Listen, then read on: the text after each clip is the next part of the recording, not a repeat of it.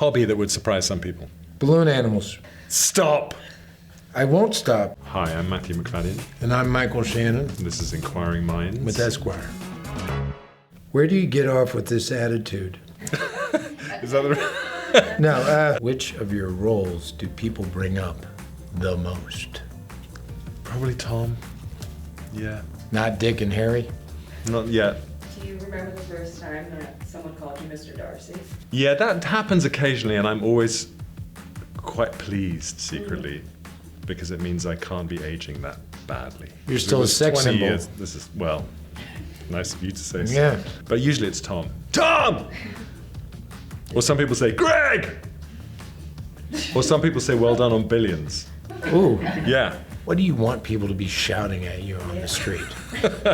I don't want anybody to be shouting anything Really? at me, ever. No. What's the most ridiculous lie you've ever told to get out of something? I don't mean to be obstinate, but I don't really know. You don't lie. I once told someone I could ride a horse for a job, Oh. and I couldn't. That And was you couldn't? No. Yeah, you usually lie to get into something. Yeah, or I said I can play a musical instrument. I can speak Russian. Yeah, I can play the harp. I can make a sandwich. Yeah. Yeah. Which role transformed your career? I don't know. I think the trick maybe with an actor is to try and keep working and going, and then it's like you're busy for as long as possible, then sometimes you catch a little wave.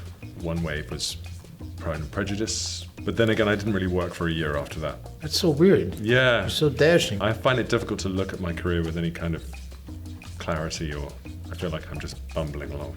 For me, it was Kangaroo Jack. Come all the way down here to the sphincter of the galaxy to straighten out this puked up furball of a mess. Okay, yeah. It was Makes like sense. a catapult. Yeah. The pre-Kangaroo Jack was like Yeah. this, Into the public, yeah. Yeah. like that. Yeah, that makes sense. Is there another actor you're often mistaken for? Willem Dafoe. Interesting. And the fellow who played Jaws in the James Bond movies. Yeah. Richard Keel. I was at a restaurant in London, I was sitting there all by myself. There was a big table, bunch of lads. You know. One of the guys at the table, he had his phone out, and he was pointing at his friend, and he was pointing at me, and he's like, yeah, the guy from James Bond. Moonraker. And I said, yeah, his name's Richard Keel. Did you? The whole restaurant went silent. Good for you. And then he came up and he's like, I'm sorry. I'm like, you idiot. You're 5 feet away from me. You think I'm Yeah. not going to notice you doing this? Which scene from Succession still sticks with you? Probably pelting Nick Braun, who played Cousin Greg, with water bottles in the panic room. Just because it was a lot of fun. Yeah, I imagine. Yeah. Your favorite episode? Probably the one where Logan's demise on the private jet. But too many to mention. What led to your dramatic reading of the Delta Gamma letter? I don't even understand what the question means. So I read this sorority letter on Funny or Die. It's actually probably the thing that people most enjoy that I've done. Okay. You don't go! You don't go! I was just going out there to do a press junket with my publicist, Brenna. We were riding along in the car, and Brenna said, did you hear about this sorority letter? This woman had written a letter that was crazy and got her in a lot of trouble, had a lot of vulgar language in it. You especially do fucking not convince other girls to leave with you. She said, well, Funny or Die wants you to perform it. And I said, well, it's not really my wheelhouse. I was never in a sorority, but I'm a whore and I'll do anything for a laugh. So Sure. I went and did it. This is available to watch online at Any any time. human being Okay, can wonderful. watch this performance. What is your strangest fan interaction to date? I was doing a spy show a long time ago in the UK, and it was my wife and I actually were in a department store. We were both in the spy show. We were at the counter, and this guy was showing us something, and he very quietly said, I've applied to join. We were like, what? And he said, I've applied to join MI5, which is like Right. the FBI or whatever.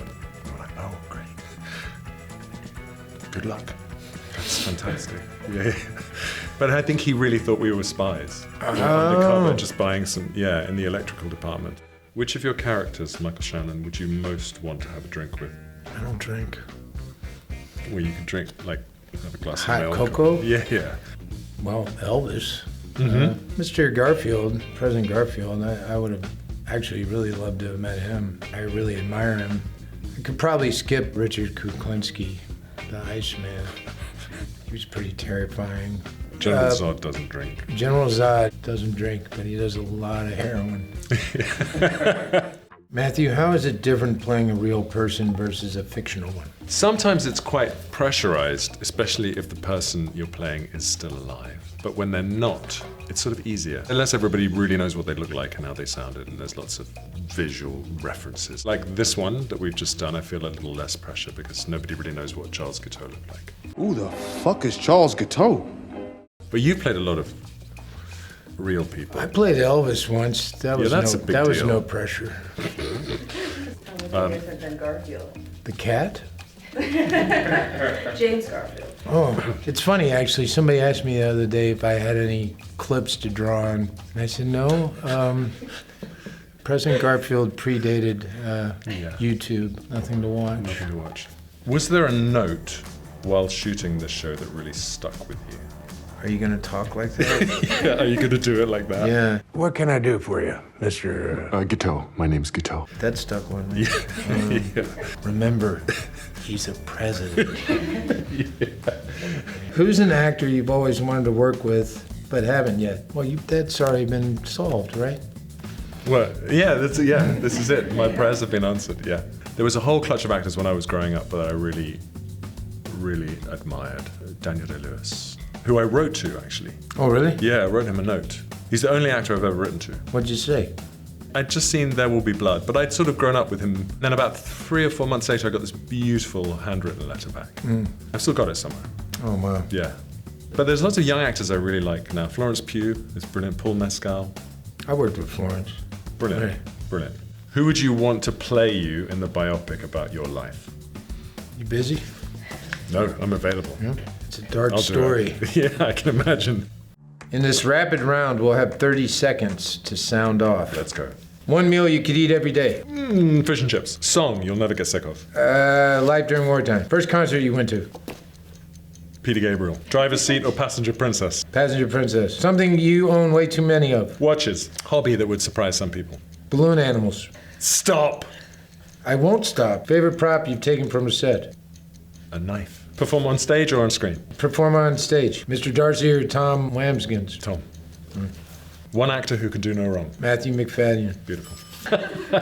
Thanks for watching. And now please watch Death by Lightning. on Netflix.